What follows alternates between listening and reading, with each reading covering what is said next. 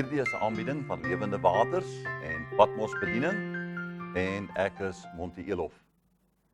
Nou ons is besig met 'n reeks oor vrae en antwoorde oor die Heilige Gees. Nou hierdie week behandel ons 'n baie interessante vraag, naamlik vraag 21: waar kom die doping met die Heilige Gees vandaan? Want daar is baie mense wat nie verstaan waar dit vandaan kom nie. Hulle weet nie wat die doping met die Heilige Gees is en hoekom die doping met die Heilige Gees nodig is nie. En miskien moet ek dit dalk vraag 1 gemaak het aan die begin, maar ek het dit vir 'n rede gehou vir later. Die beste plek is natuurlik, as jy wil weet waar die doping met die Heilige Gees vandaan kom, is om na die boek Handelinge toe te gaan en die boek Handelinge te gaan bestudeer. Want jy sien, dit gee vir jou 'n baie goeie beskrywing van die eerste geesvervulde gelowiges, naamlik die disippels van Jesus. Hulle was almal met die Gees vervul. En ek wil ook vir u sê dat die eerste kerk was 'n kragtige Heilige Gees beweging.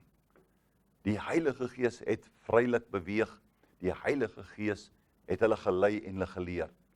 Nou, in die boek Handelinge gee Lukas, hy is natuurlik die skrywer van Handelinge, daar gee hy 'n beskrywing van die aanvangsmanifestasie van die geestesdoop, of hoe dat die invulling met die Heilige Gees gebeur het, naamlik, hulle het gesien dat tonge van vuur op die mense neergekom het, en dat hulle begine spreek het in ander tale. Hulle het die Heilige Gees ontvang, en toe het hulle begine praat in ander tale. Nou in die geskrifte van Paulus, val die fokus meer op die charismatiese gawes en die werking daarvan.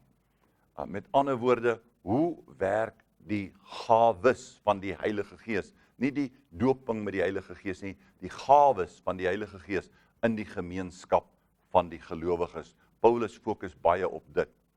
Nou, die doping met die Heilige Gees op die dag van Pinkster was dan ook die begin van die kerk. En dit was die breek met die Joodse manier van godsdiensthou. Onthou, hulle het in die sinagoge bymekaar gekom, en daar was offergawes gebring deur die priesters, en nou het hulle heeltemal afgewyk van die offergawes, want onthou, Jesus was die volle en finale offergawe, hulle is gevul en gedoop met die Heilige Gees, en nou is hulle besig met, kom ons sê, 'n nuwe kerk, waar hulle by mekaar kom. Ons weet natuurlik nou vandag, dat die kerk is nie die kerkgebou waarin ons aanbid nie, ek en jy is eintlik die kerk, want die Here sê, ek woon nie in kerke wat met hande gemaak is nie, wat met bakstene gebou is nie, ek woon in mense. So, ek en jy is eintlik die kerk, God woon in ons.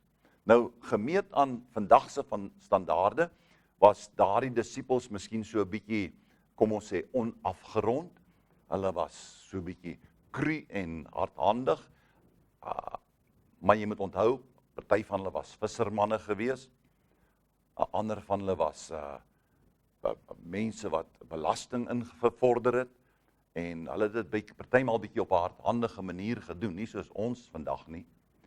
En as jy dan kyk na hierdie mense, dan is dit nie wat jou opval, dat hulle cru en hardhandig en afgerond was nie. As jy Handelinge lees, dan sien jy, hulle was nou nie in goeie stand met die priesters en die tempelowerhede nie, maar die krag van God was deur hulle geopenbaar. Alhoewel nou nie volgens die reëls van die Ou Testament, of die Ou Testamentiese reëls opgetree het en gehandel het nie, was hulle kragtig in hulle bediening, was hulle kragtig in hulle aanbieding. Dit wat deur hulle geopenbaar was wonders en tekens wat plaasgevind het, net waar hulle beweeg het. God het siekes gesond gemaak, die Here dooies opgewek. Iets het gebeur waar hulle beweeg het. Hulle het die plek in opskudding gebring. Nou, hierdie mense was bidders. Dit was mense wat die aangesig van God gesoek het. Mense het tot bekering gekom. Lammes het geloop. Blindes het gesien. En duiwelbesetenis is verlos. So wat het gebeur? God het gewerk op 'n bo-natuurlike wyse met wonders en met tekens. Nou, sommige van hulle was miskien dalk in jou en my standaarde so bietjie agterlik, so bietjie ongeletterd, maar ek wil jou een ding verseker, hulle was dinamies en hulle was aan die brand vir Jesus. Niks het hulle gekeer nie, niks het hulle gestop nie. Daardie vroeë Christene het baie meer daarin belang gestel dat die Heilige Gees moet manifesteer in 'n dienste as om 'n ordelike diens te hou. Hulle het meer belang gestel in Christenliefde as om 'n korrekte liturgie by die aanbieding van hulle diens te hê. En so baie van ons is tog so gestel op korrekte liturgie. Alles moet volgens die horlosie gebeur. Nee, gee God se Gees 'n kans en laat die Here so 'n bietjie oorneem in 'n diens en laat daar so 'n bietjie holy chaos ontstaan en dan sien jy hoe dat mense die Here dien. Dit was vir hulle belangriker om getrou te wees in hulle roeping as om populêr te probeer speel by die massas. Hulle wou nie populêr by die Joodse geloof wees nie. Hulle wou die mense van hulle tyd bereik met die woord van Christus deur die krag van die Heilige Gees. En as ons nou vandag die hedendaagse kerk vergelyk met die kerk van die Nuwe Testament, dan word dit vir my baie, baie duidelik dat een van twee dinge gebeur het. En u moet kyk of u met my saamstem.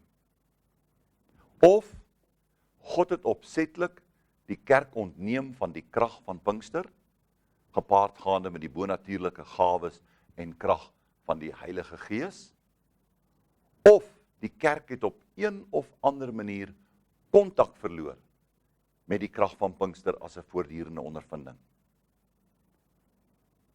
En as ons kyk na wat rondom ons gebeur, en as ons kyk na ons kerke, en ons kyk na die manier waarop ons kerk hou, dan moet ons besluit. Het God ons nou maar net gelos, ons gelaat staan, of het ons nie miskien dalk kontak verloor nie? En ek dink die tweede veronderstelling is eintlik die korrekte een. Die ontwaking van die Pinkster in die 20ste eeu is die bewys daarvan, naamlik die algemene kerk het kontak verloor met die krag en die werklikheid van Pinkster as 'n voortdurende ondervinding.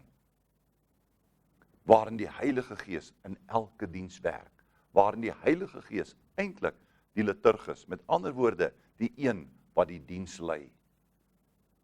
En nie die prediker of wie ook al daar voor staan nou en liturgus, nou gaan ons dit doen, nou gaan ons dit doen, nou gaan ons dat doen nie. As ons net so oppervlakkige ondersoek van die kerkgeskiedenis doen, sal dit bewys dat die charismatiese gawes nooit werklik uitgesterf het in die kerk nie. Daar wil vir ons voorgehou word dat die charismatiese gebeure en gawes het opgehou met die disippels, met die apostels se tyd. Maar dis geïgnoreer, maar dit was altyd teenwoordig. En dit het telke male opgevlam in die verlede, tydens herlewings reg oor die wêreld. En dit was baie opvallend, dat wanneer hierdie herlewings uitgebreek het, dat mense gedoop is met die Heilige Gees, dat hulle begin spreek het in tale, dat siekes weer gesond geword het, dat die evangelie vinnig beweeg het. Ons vat byvoorbeeld die herlewing onder Montanus van Ardebau. Hy het gedurende die 2de eeu geleef. En dit die harte aangegryp van die Christene wat gevoel het, die Pinkstervuur in die kerk brand heeltemal nou te laag. En tydens die hoogtepunt van Montanus se herlewing, het al die charismatiese gawes weer na vore gekom. Ook die spreuke in tale. God het gewerk op 'n wonderlike, bonatuurlike wyse. En twee baie bekende kerkvaders in die geskiedenis, onder andere Tertullianus en Irenaeus, het baie in die beweging gesien wat geseënd was. Maar die Romeinse kerk het dit gesien as 'n bedreiging. En hulle het Montanus as 'n ketter beskuldig. Omdat hy die liturgiese orde van die kerk versteur het. Omdat hy toegelaat het dat die Heilige Gees vuur van God gebrand het in sy kerk en in mense se lewens, en die Here op bonatuurlike wyse saamgewerk het met die wonders en die tekens. Nou die Encyclopedia Britannica verklaar dat glossolalie is maar net die mooi woord vir spreuke in vreemde tale. Hulle sê it recurs in Christian revivals of every age. Among the Medican friars of the 13th century, among the Jansenites and early Quakers, the converts of Wesley and Whitfield, the persecuted Protestants of the Calvins and the Irving Knights. Nou, die Irving Knights of die Irvingiste was die 19de eeuse voorlopers van die 20ste eeuse uitstorting van die Heilige Gees. Jy kan dit gaan lees, gaan slaan jou Encyclopedia Britannica na, gaan kyk op die internet, dan gaan lees jy die goed wat ek nou besig is om met jou te praat, want dit is 'n werklikheid, ons suig dit nie uit ons duim uit nie, dit is nie een of ander kerk se leerstelling nie. Gedurende 1822 was eerwaarde Edwin Irving die herder van 'n presbyteriaanse kerk daar in Londen in Engeland. En toe sy prediking oor die nood vir 'n nuwe Pinkster die aandag begin trek het van die mense, nie net in die kerk nie, maar ook in die omgewing. Hulle het agtergekom, hierdie ou is besig, hierdie prediker is besig om iets te sê en iets te doen wat ons nie aangewoond is nie. Teen 1833 het sy beklemtoning van die charismatiese gawes heeltemal te radikaal vir sy kerk geraak. Want u sien, mense het gespreek in tale, God het siekes gesond gemaak, die Here was besig om sy gees uit te stort, en hulle het hom beskuldig van dwaling. En wat doen hulle met hom? Hulle verskuif hom van Londen af na Skotland toe. Nou, onder sy wye gevolg is daar egter baie nuwe kerke gestig. Hulle het dit genoem die Katolieke Apostoliese Kerk, met die klem op die charismatiese gawes. En hy is eintlik die een van die voorloper gewees van hierdie goed. En daar was geweldige herlewing onder sy bediening. Nou, hy het in Skotland geleef en hy het gepoog om die charismatiese dimensie weer in die kerk te laat herleef. Nou, as gevolg van sy arbeid is daar in die lente van 1830 'n groot manifestasie van die sprekende tale in die weste van Skotland gewees. Die Here het begin om sy Heilige Gees uit te stort, soos op die dag van Pinkster, en mense het in tale begin praat, en dinge het begin gebeur.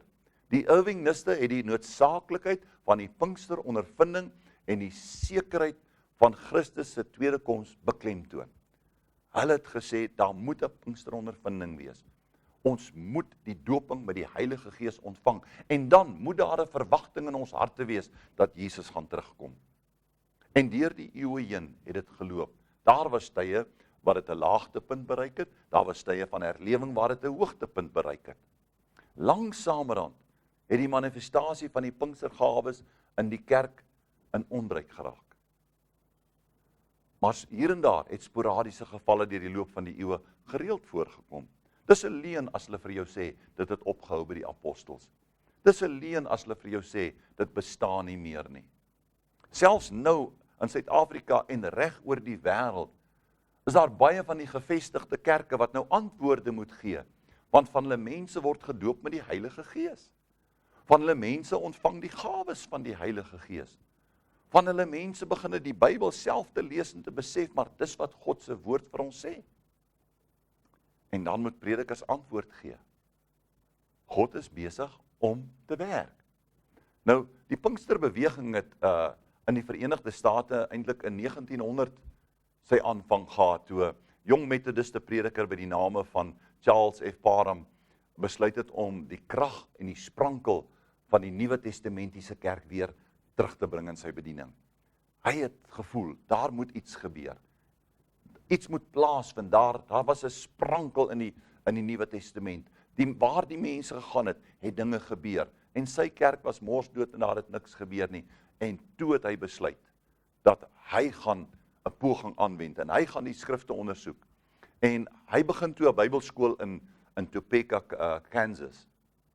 En saam met 'n klompie van sy studente besluit hulle om 'n deeglike studie te maak van die woord van God. Hulle vat die skrif en hulle begin om ondersoek om te probeer ontdek wat was die krag van die apostoliese bediening. Wat het die apostels gehad wat ons verloor het? Wat het die apostels gehad wat ons vandag nie meer sien en gebruik nie? En hy en daardie studente van hom het die woord deurgewerk. En gedurende Desember van 1900 gee Parham vir sy studente 'n opdrag. Hy sê, hulle moet 'n deeglike studie maak van die voorkoms van die Heilige Gees soos dit opgeteken is in die boek Handelinge.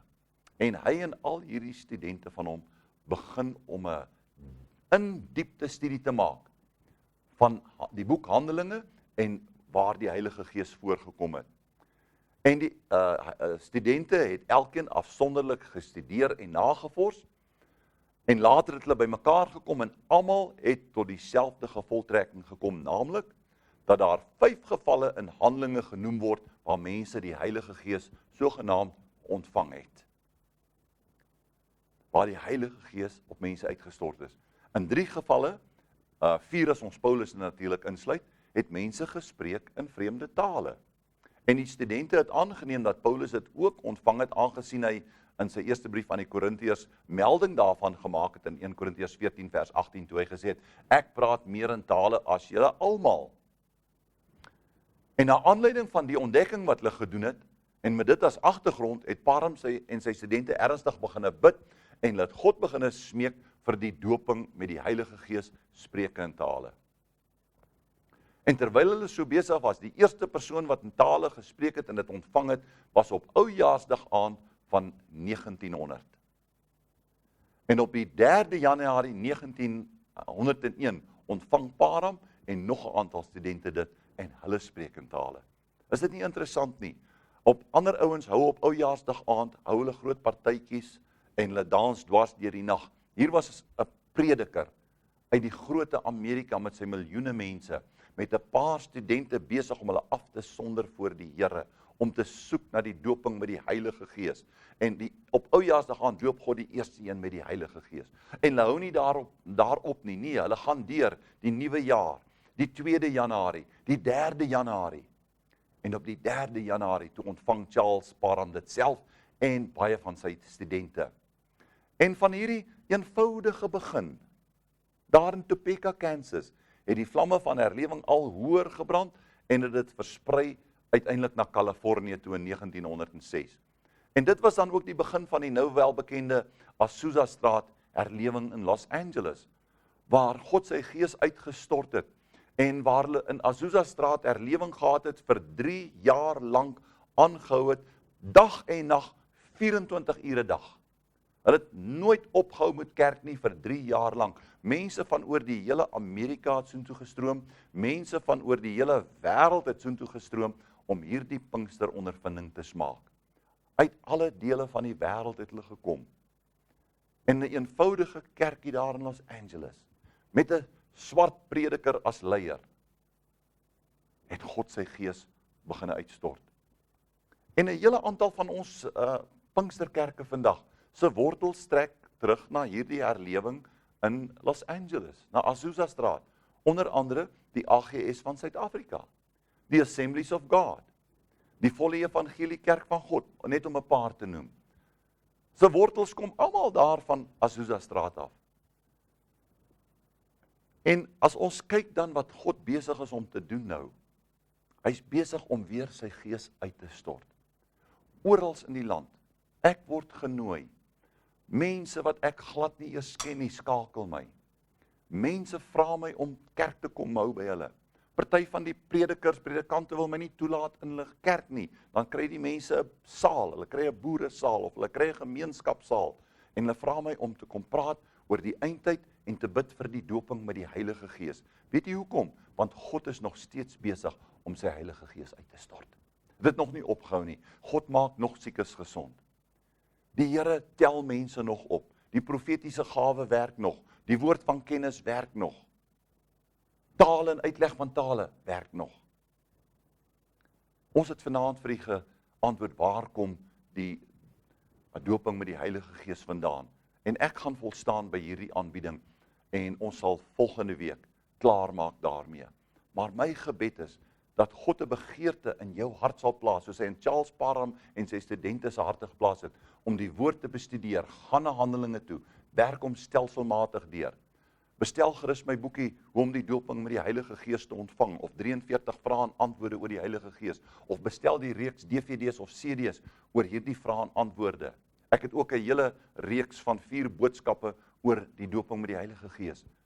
Kry 'n dors in jou hart, 'n begeerte, en word vervul met die heerlikheid van God se Heilige Gees. Kom ons bid saam. Vader, Baie dankie. Ek raak opgewonde vanaand as ek praat oor die Heilige Gees en oor die uitstorting van die Heilige Gees. Ek raak opgewonde as ek dink wat God in mense se harte doen en in mense se lewens beteken wanneer hulle gevul is met die volheid van die Heilige Gees. Raak man en vroue nou aan in die naam van Jesus, daar voor die televisiestel, daar waar hulle ook al sit en kyk na hierdie program, dat die heerlike Heilige Gees van God sal begin werk in hulle harte en lewens en dat hy 'n verandering sal bring in die naam van Jesus. Ons soek dit, Here. Ons soek die Heilige Gees. Ons soek die volheid. Ons wil U aanbid in gees en in waarheid. In Jesus naam. Amen. Mag die Here jou baie, baie ryklik seën.